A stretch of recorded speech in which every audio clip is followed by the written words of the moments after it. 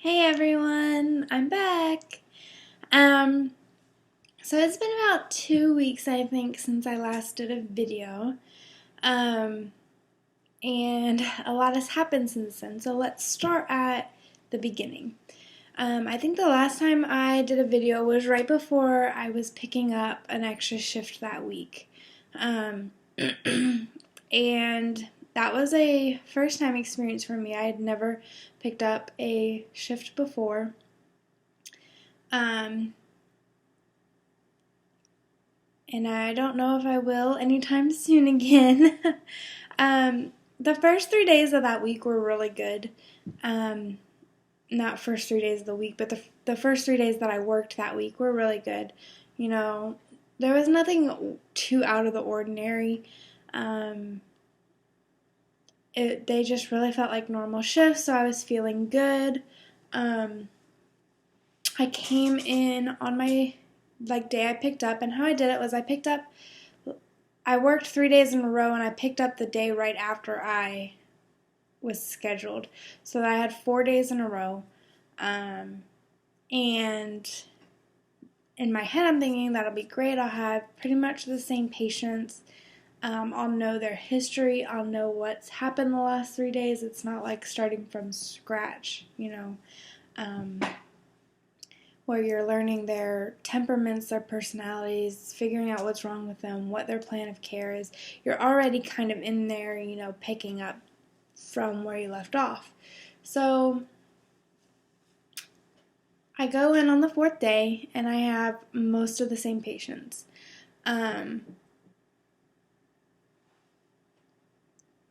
I think I had 5 of my 6 patients. One was discharged. And I knew that most likely because we were short one nurse that night, which we've usually been short at least one nurse all the time, because there's such a nursing shortage right now. So we were short one nurse that night. We didn't have any helper nurses. So I knew, most likely we were getting an admission, or we would get an admission from the ED. There was, of the 6 of us, I think, that were working, the charge nurse had 2 patients, and everyone but, I think there were 2 of us or 3 of us had 5 patients starting out the night. So I knew that, I was one of the next ones to get an admit, and that's, I usually don't mind getting an admit. I prefer to get one after about 10:30 because usually by then I'm done with my med pass.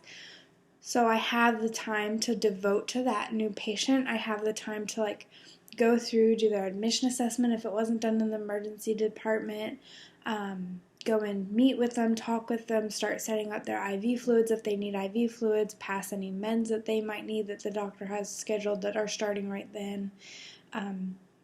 Get them set up so that they're ready for respiratory to come in if they're getting respiratory treatments, because those usually happen at midnight or 1.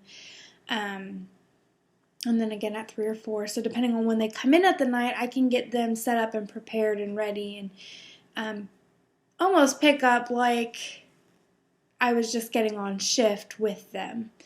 And if it's a transfer from another unit, that's even better because their admission assessment's already completed. I just need to do a new care plan and take them from beginning of shift, picking up, getting their orders and stuff. So I knew the chances were very high that I'd get an admission, and I was fine with that. So I went in, I got a shift report from my nurses. Sorry, I feel like I have to sneeze. I got a shift report from my nurses, went around, met all my patients, did my admission or my initial assessments. Nothing was out of the ordinary for any of my patients. I could do complete head to toes even when I'm picking up shifts. Nothing was out of the ordinary for any of them. Nothing set off alarm bells in my head. Asking them questions, how they're feeling, if they're in any pain, where's your pain if you are in pain. seeing if they needed to be medicated or not. They didn't really. So I did all that, and then I finished all of my initial assessments, and I just finished drawing up my medication for my first med pass. And I had her medications in my hand, was grabbing the cart, and my tech called and said, "Hey, so-and-so just called the front desk. They're asking for you." And then it says they don't feel good. Their chest feels tight. So I was like, okay. So, I went in there, asked them some questions. She had been having, it wasn't chest pain. She was had a history of like respiratory distress and stuff. So she was having trouble breathing. And so, I was telling her to take some deep breaths. Respiratory hadn't been in to put her CPAP machine on. She had been refusing it, they had said. But mostly because she didn't like the mask on her face. So I called respiratory and I asked when they had last been in, and she had said, I was in there about 30 minutes ago, maybe 30 minutes ago, to do a treatment on her. I said, okay. I said, would you mind maybe coming and seeing if she's ready for another treatment? She's just having difficulty breathing. It says it hurts. And so, I called my tech and asked him if he would mind bringing me because I didn't want to leave at the time. I didn't know yet exactly what was happening. Asked if he would mind bringing me the vitals machine so that I could get an O2 stat on her. He brought me the vitals. I said, would you mind going ahead and getting the AccuCheck machine in case I need to do an AccuCheck on her? Really not sure what was happening at the time, but figuring just in case something were to happen, I'd have that AccuCheck machine, because if I did have to call a cat call, which for our hospital, you can call a cat call if something's wrong with your patient, you can't really tell what's going on, they're statting real low, you've tried numerous things and they haven't worked. It's an option for you to reach out and call, so you're not calling a code blue because you've lost a pulse. It's kind of like a step before that to be proactive and care for the patient, not let them deteriorate so far. So I was like, if something were to happen, let's have that AccuCheck machine nearby. So while I was telling him that, I put the O2 on, was waiting for it to do a reading, put the blood pressure cuff on. I had the O2 machine on her finger, the same finger that had the blood pressure cuff, because she also had, there's something on her right arm that I couldn't do because her IV was going over there, pushing fluids. So her O2 came up and it was 87%, I believe it was. And I was like, okay, that's a little lower than normal for what she's running. I said, but the blood pressure cuff's on, so let that finish and I'll get another more accurate O2. So it came back, it was the same. I moved it to the other finger, it was the same. About that time, respiratory came in. I was asking my patient, I said, take some deep breaths for me. Slow deep breaths in your nose, out your mouth. So she was trying to take some. She kept saying she was it hurt. It was hard to take a deep breath. She couldn't get a deep breath in. About that time, respiratory came in. On the unit, we're not allowed to put them over 6 liters of oxygen. And I had moved her up at that time when I saw her stats. I'd moved her oxygen up some from where it was. But we are not, as nurses, not allowed to go above 6 liters. So once respiratory came in, she knocked her up to 100%, and her stats came up some. She was holding. But, we can't leave her there because she can't be under that amount of oxygen under our care without respiratory there 24/7 or going to the unit. And so then we slowly started backing the oxygen down. Her stats would drop to 99, 98, 97 until she was back down to about 85, 86. So what we ended up doing was asking, putting the CPAP machine on her, letting it run at about where she was usually running. we started it a little high, so she was statting at 100 and then knocking it down so that she was eventually at where she was scheduled, usually to have her CPAP machine running, or BiPAP machine. And once she was there, we left her there. We let her stay on it all night. Throughout the night, she stayed, we checked every 10 minutes. We had left that vitals machine in there connected. And we ended up checking on her every 10, 15 minutes to 20 minutes. Anytime someone would walk by, we had it positioned so we could see her and the vitals machine without going in and disturbing her if she was sleeping. And she stayed in the upper 90s, and they were, from what I know, in the morning, respirator was going to come and take her off and see how she did. They did not take her off while I was there, but I do know the next time I came in, 3 days later, further in my next shift, she was still on the floor. She had never left, and she was doing really well again. I don't know if you guys can hear that, but the Blue Angels are flying overhead. They're doing their practice demonstrations today. So anyhow, she was doing well, but I was in her room for about 45, 50 minutes. So at this time, it's almost 10 o'clock. I was able to give her her meds. What we think happened with her was that she just went into respiratory distress. And she was, we think for the most part, she had been compensating. Her body had been compensating so much, so frequently, that it just kind of got tired and she kind of gave up. So that's why we put her on the BiPAP machine to hopefully kind of help with that, give her lungs a break, get her so that her stats were back up and she was doing better. And after that, she seemed to do well. She was discharged. Haven't heard anything or seen her yet back on her floor. So that's a good thing. But pretty much as soon as I left her room, I gave one med to one other patient. And then my charge nurse came in. She's like, by the way, wanted to let you know you're getting a new admit from the ED. I got a report from you. They should be here any minute. So she gave me a report on the patient right as the patient was coming up to the floor, basically. New admit from the ED. He was going through DTs. Went in to meet him. He was full-blown right in the middle of DTs, withdrawal, alcohol, withdrawal. He scored my first DT protocol. The ED hadn't even started, but I started. At the time I did the DT protocol, he scored about an 18. So he got, Ativan, gave him some Ativan.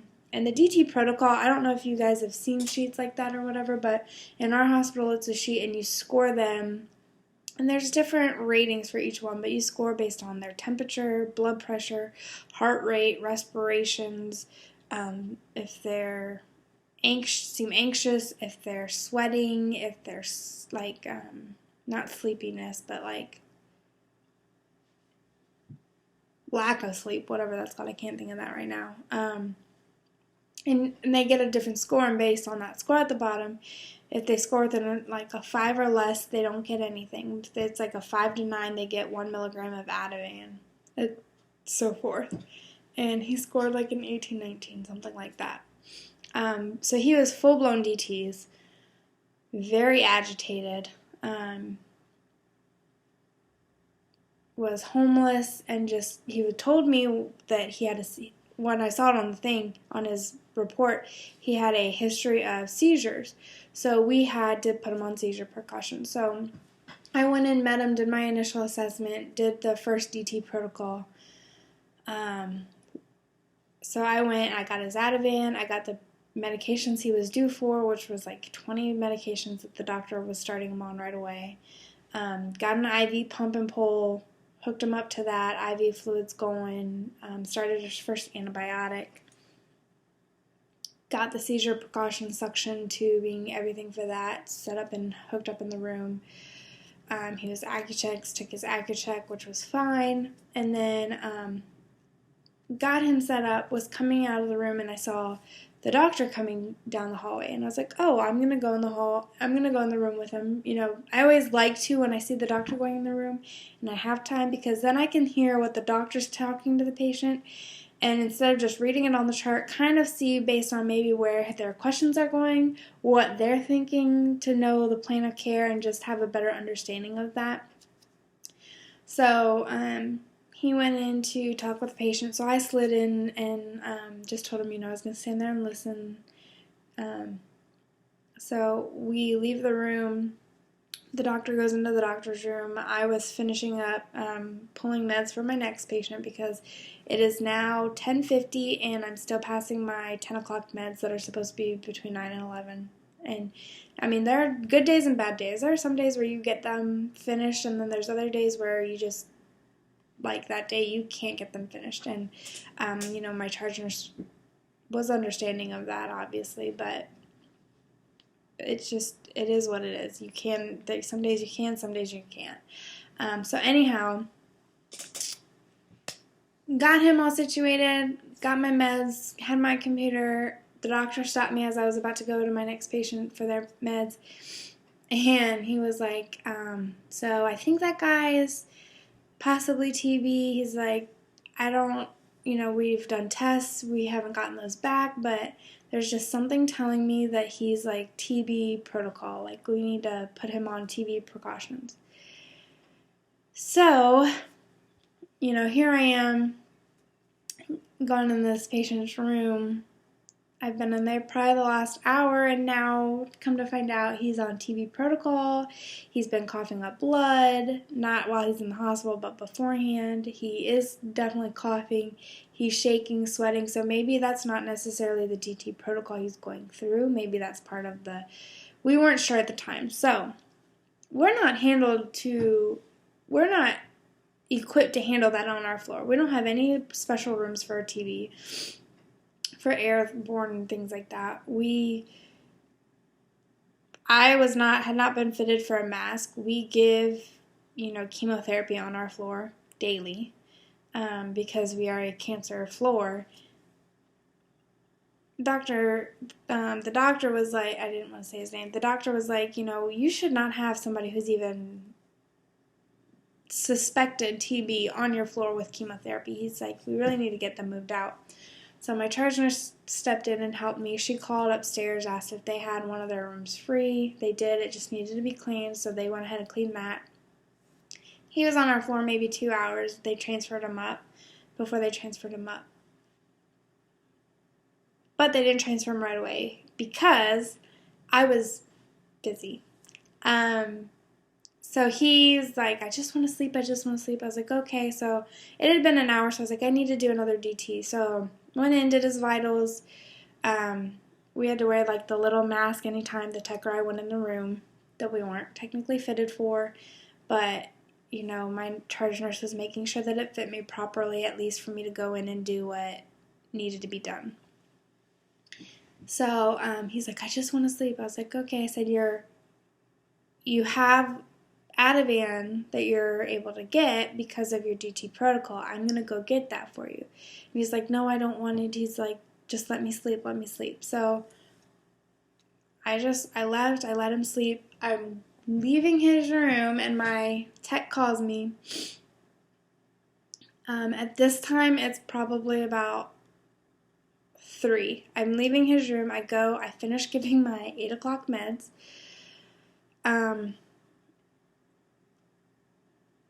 I charted on one patient.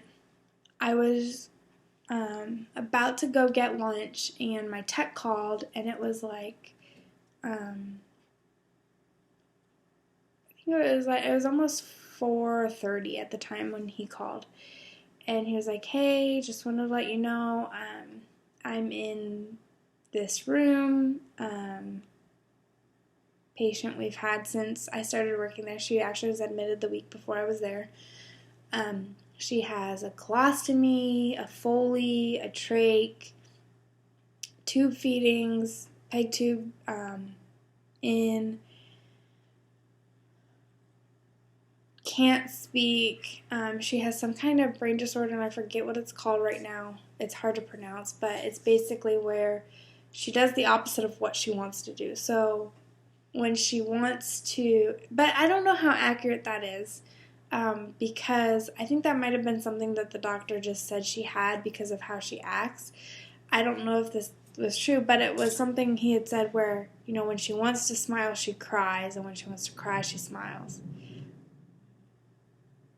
They're flying again. I'm sorry, I keep getting distracted. So anyhow, that's what he said, but usually you could tell, when you were doing the peg tube, she would cry, and, maybe it was because of the pressure, so you had to watch how you were doing the feedings and stuff.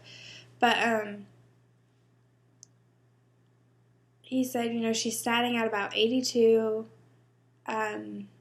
She drops down into the 70s sometimes. He's like, I've been in here for about 5 minutes. I said, okay, I'm coming. So I went down to her room. Sweet lady, can't talk. You ask her questions, are you in pain? And she'll shake her head yes or no. So then trying to figure out where her pain is because she can't talk, so it's question after question.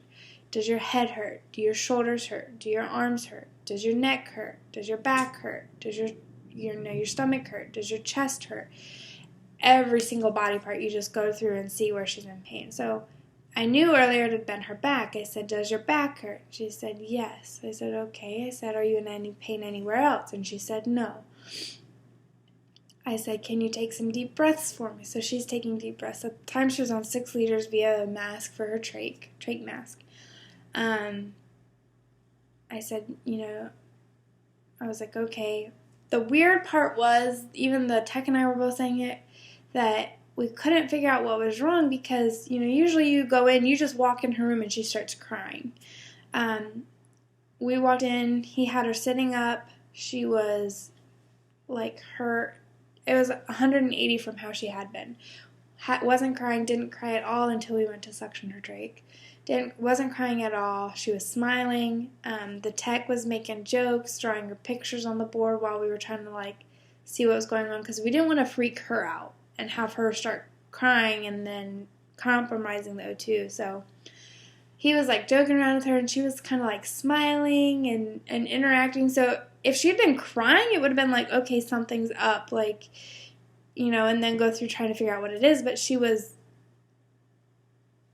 better. It was almost like she was rallying. So we were kind of afraid that maybe she was going downhill or whatever. We really didn't know. So she's still sat in there. I'm not happy with where she's sitting, so I called respiratory again.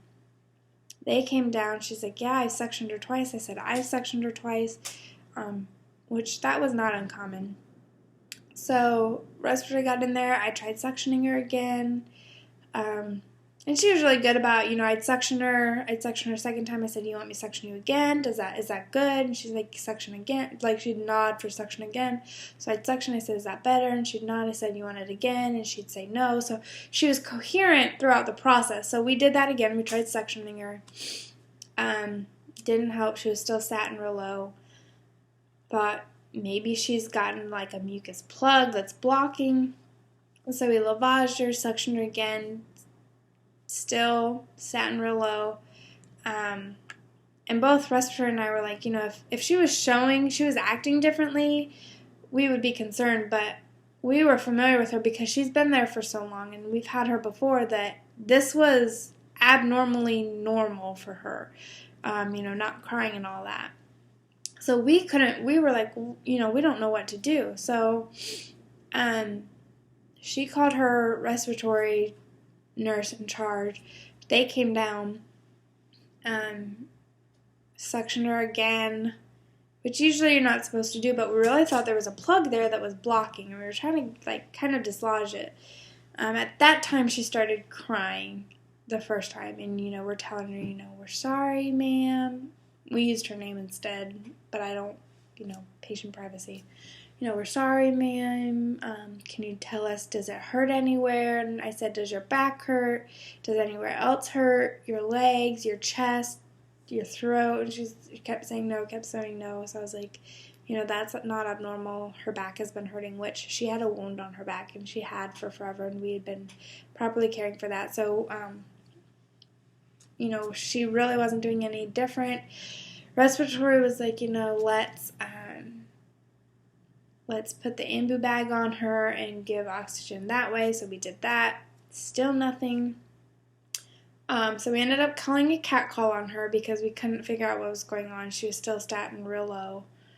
She'd come up when we bumped her up to 100% O2, but as soon as we took it off, she'd go down into the upper 70s. Just couldn't hold. Can you hear them?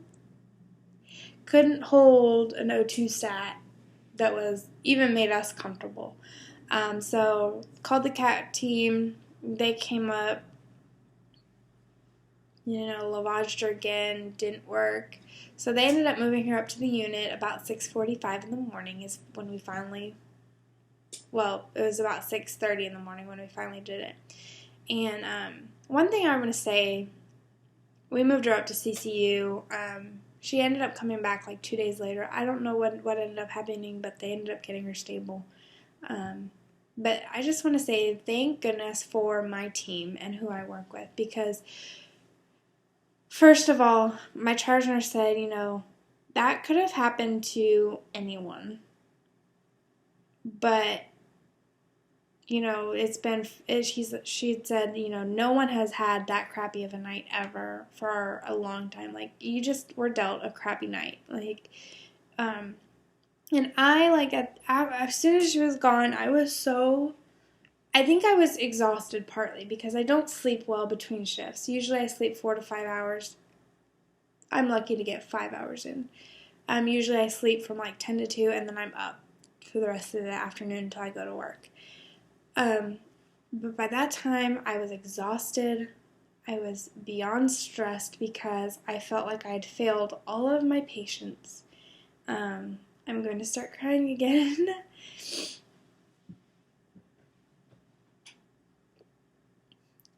When I came home that night, I was so frustrated and stressed and kept beating myself up because I felt like I did nothing for my patients, and I felt like a horrible nurse that night, honestly. As soon as we moved her off the unit, we came back and I went in the bathroom and just cried for 5 minutes until I calmed myself down. But thank goodness for my team, because one of the girl who oriented me to nights, she was working that night, so she helped me, and she kind of would make jokes to kind of keep me on from the verge of crying, keep me sane, was running things by me. She helped me a lot. Another guy on my team came in at one point when we were about to cat call that one, and he was like, okay, well, what are your 6 o'clock meds? I'll go pass them. Passed my 6 o'clock meds for me. Took the papers for me to transfer that guy upstairs to a TB room. My tech actually ran him up there for me, was helping me with vitals and stuff, and they just helped so much, and I'm so appreciative for them.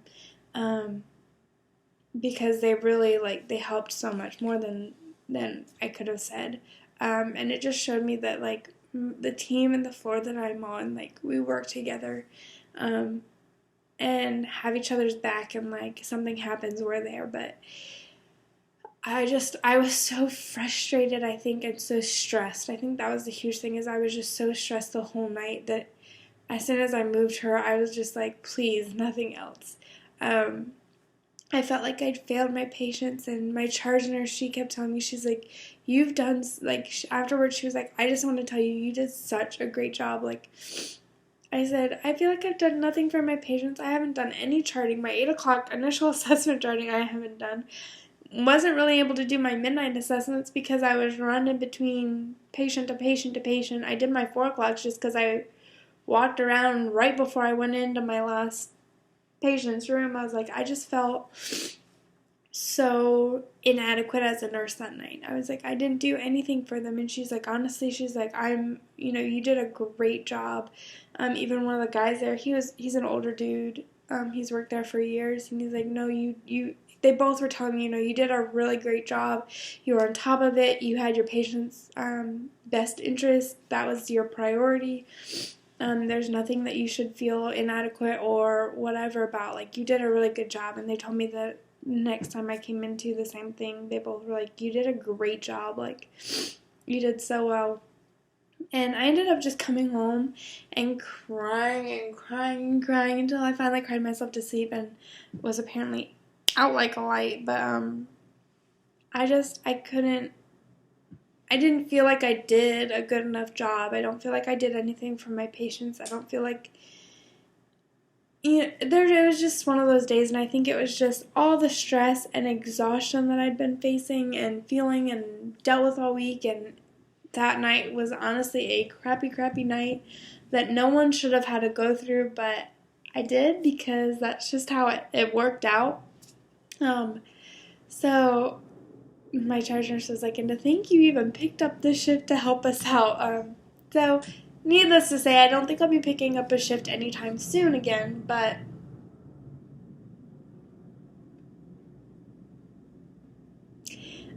it was a good experience. I think looking back, I did handle it better than I thought at the time. I still kind of think I wish I had been able to do more for each of my patients that night, been able to be more invested in each one rather than just feeling like a chicken with their head cut off running from one patient's emergency to another patient's emergency to another patient's emergency. But sometimes that's just how it goes. But after that, that weekend my mom came to visit, so that was really nice. Spent like 4 or 5 days with her. She was up here working, so she got to stop by. Ricky and I hung out with her for the weekend. Just got to see her. Last week, not much really happened at work. Thankfully, it was pretty good days. I don't want to say quiet or slow, but you gotta hear that. You have to have been able to hear that. But anyhow, so they were nice days. They were quiet. And even just hearing my team, like, different people I'd work with each night, they'd come in and be like, oh, I heard about your night. They're like, you did, like, a really great job. Even they were just supportive. So it just reminded me how grateful I am for the team that I have, the people that I work with. But I just wanted to tell you guys about that because I thought it was interesting. Maybe some of you were interested in it, maybe not. Maybe I just rambled on and you guys were like, okay, I'm done. Like, this is boring. But you guys might be in that situation one day too. And I guess I just want people to know that that stuff happens. And it happened to me. There's nothing I could have done about it. I just afterwards did the best that I could. I put my patient's priorities first at that time. And I never once just blew it off or left it for someone else or something like that. Like, everyone is going to have days like that. Maybe not as bad, maybe worse, maybe similar. But ask for help. Don't feel like you did nothing. I might have saved those people from coding. I might have.